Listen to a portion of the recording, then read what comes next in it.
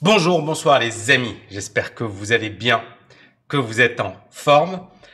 Aujourd'hui, je voulais vous parler des cryptos, du Bitcoin et pourquoi ça baisse. J'ai reçu énormément de messages de personnes qui me disent « Tami, mais on comprend pas. Normalement, ça aurait dû exploser. Normalement, on a les ETF sur le Bitcoin, on a des nouvelles qui sont plutôt positives, on a les dirigeants américains qui tapent pas vraiment sur les cryptos. On a le maire de New York qui dit qu'il va recevoir ses paiements en crypto et pourtant ça baisse. Pourquoi? Et c'est vrai qu'aujourd'hui, on n'a jamais eu un moment aussi favorable aux cryptos. C'est-à-dire que aujourd'hui, si vous voulez, tous les signaux sont ouverts.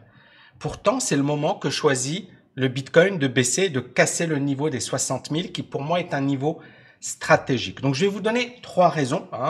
Vous pouvez bien évidemment les trouver dans cet article du Wall Street Journal qui est vraiment très intéressant.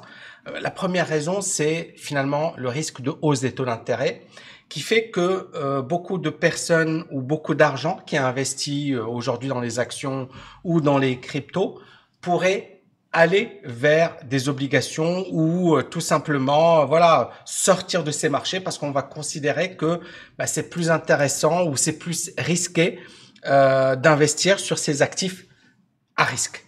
La deuxième raison, c'est que finalement aujourd'hui les États-Unis ne veulent pas que les cryptos et notamment le Bitcoin, soient anonymes.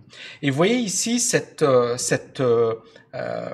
loi, qu'on appelle Infrastructure Bill, de 1000 milliards de dollars, dans laquelle effectivement il y a une section consacrée aux actifs, aux monnaies digitales.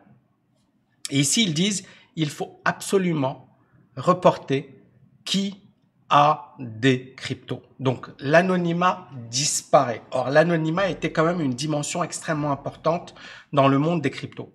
Troisième raison, bien évidemment la Chine qui continue effectivement de s'opposer aux cryptos. Et là vous voyez un article de Bloomberg qui est très intéressant sur les impôts américains. Et comme vous le savez, les impôts américains, ils surveillent non seulement est-ce que tu as bien payé tes impôts, mais également le deuxième aspect, c'est la fraude fiscale et notamment tout ce qui est détournement. Et en fait, on se rend compte que les détournements, les fraudes, etc. liées aux cryptos représentent énormément d'argent. Là d'ailleurs, donc ça c'est l'équivalent du trésor public américain qui dit que le trésor américain, le IRS américain a saisi l'équivalent de plusieurs milliards de dollars qui sont liés aux fraudes par rapport aux cryptos et autres crimes. On parle de 3,5 milliards de dollars de crypto-monnaies durant l'année 2021 et ça représente 93% de tout ce qui a été saisi par l'IRS. Et ici, encore une fois, cette agence va recevoir l'équivalent de 80 milliards et vous voyez ici que beaucoup d'efforts va être mis sur le fait de surveiller les cryptos. Et vous voyez ici, Biden a signé une loi qui va exiger de la part des brokers sur les cryptos de traquer, de reporter donc les transactions aux impôts et donc effectivement de permettre aux autorités d'avoir beaucoup plus de visibilité sur les crypto-monnaies. Donc l'anonymat disparaît complètement puisque aux États-Unis ils vont effectivement faire en sorte que tout soit révélé. Alors bien évidemment, il y en a qui vont sortir du système traditionnel, oui, mais ici, en l'occurrence, le gros ne pourra pas fuir, d'accord, la vigilance ou l'oncle Sam. L'oncle Sam saura si vous avez des cryptos ou pas. Est-ce que c'est une mauvaise chose? Non, mais ça veut tout simplement dire que la régulation est en cours, que ce n'est que le début et que ça va être de plus en plus violent dans les prochains mois, dans les prochaines années. Ça ne veut pas dire une totale disparition de l'univers crypto, non, mais ça veut dire tout simplement des sanctions, ça veut dire une régulation. Et encore une fois, on attend autant la Chine, les choses sont claires, t'es hors la loi en Chine si tu détiens des cryptos, autant aux États-Unis, ça reste encore ambigu. mais on n'a pas été encore jusqu'au bout de la régulation. Donc, ça va être intéressant de voir ce qui se passe. Alors, ça, c'est sur un plan fondamental.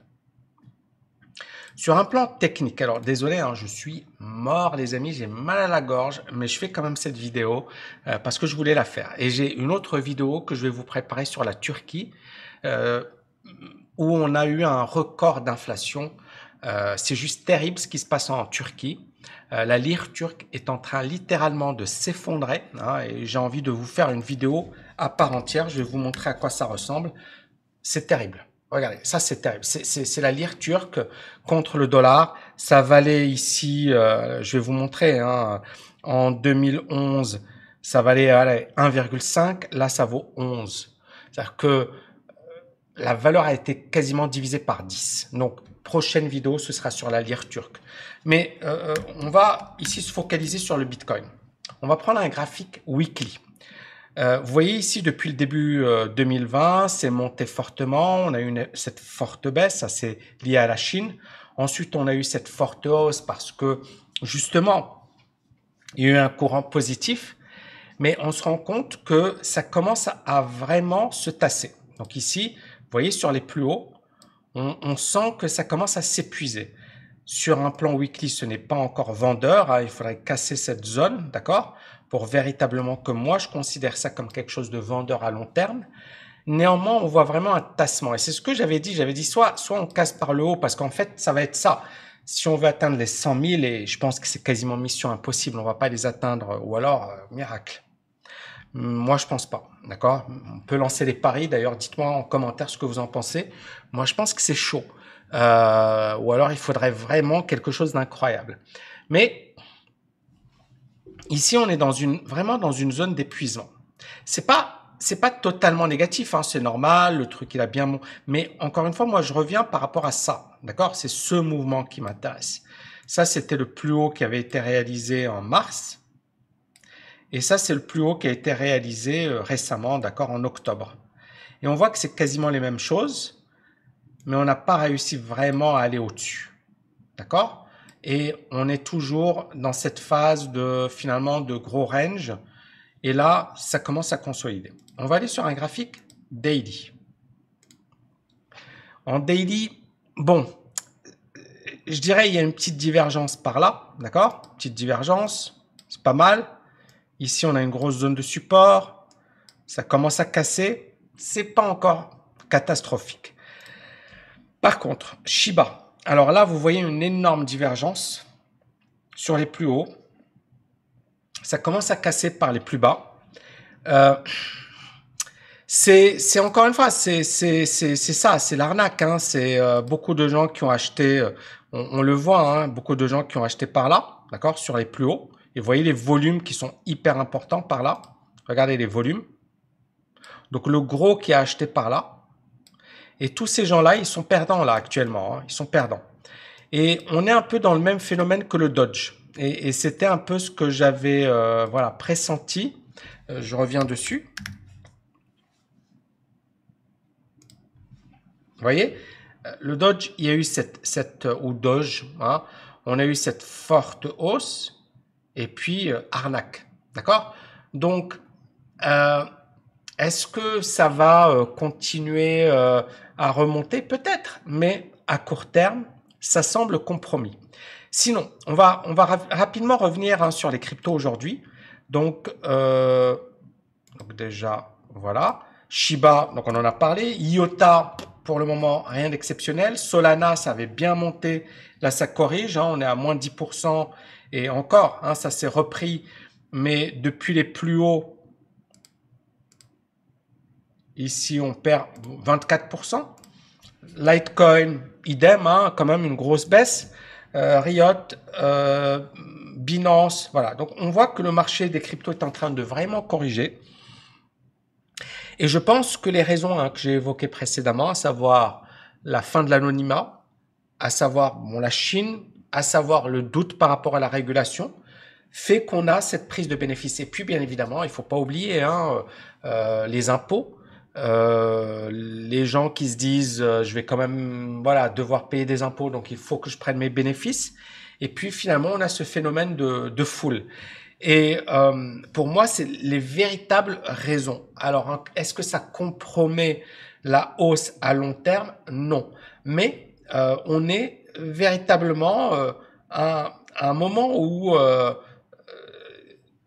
on attend, je pense, moi perso, énormément de la régulation américaine. Parce que je pense qu'en fait, ça va être ça le plus important, c'est la régulation américaine. Que vont faire les Américains? Pour le moment, ça reste ambigu. Pour le moment, c'est pas tranché, d'accord? Mais on est d'accord que si la régulation américaine, si la régulation américaine est, comment dirais-je, sévère, ça pourrait avoir un impact extrêmement négatif sur les cryptos. Voilà les amis, petite vidéo rapide sur quelque chose effectivement voilà, de charnière. Je pense qu'il y aura d'autres vidéos par la suite sur le sujet. J'espère que vous avez kiffé. Faites-moi exploser la barre des likes. Dites-moi si vous êtes chaud pour la vidéo sur la Turquie. Je pense que ça va être du très, très, très lourd. Je vous ai préparé vraiment quelque chose de solide. Là, c'était vraiment une vidéo rapide que je voulais faire pour coller à l'actualité. Je vous dis à bientôt les amis. Ciao, ciao, ciao.